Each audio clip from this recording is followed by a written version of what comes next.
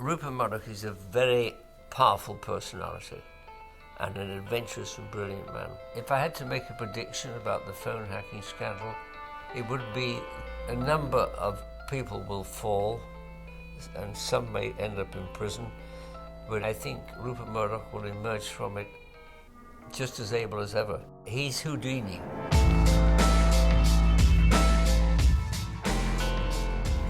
The British press was divided between a kind of marvellously effervescent group of tabloids and the serious papers, but nobody was doing the real uncovering of what was going on in the country. I was chairman of the executive committee of the Sunday Times and editor.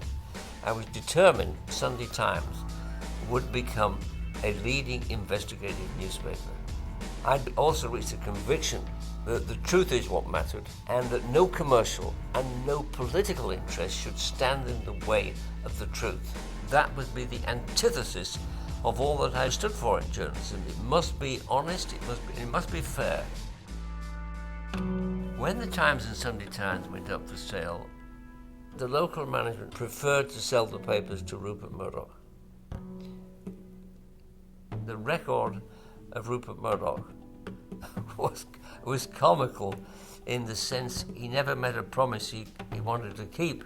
The Times insisted on 5 conditions that Murdoch would have to agree to. Within 12 months, every single one of those promises he broke. Every single one of them. It was a big shock to find that the independence we'd enjoyed and the freedom to be truthful had gone. I didn't want to work in the atmosphere of fear, intimidation, and lies.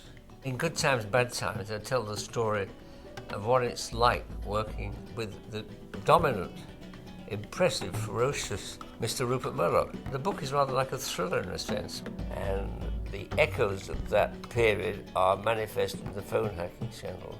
And it's tragic that with the great gifts, he also has what I might call a lack of a moral sense.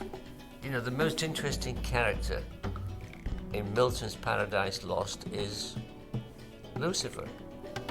And the most interesting character in Good Times, Bad Times is Rupert Murdoch.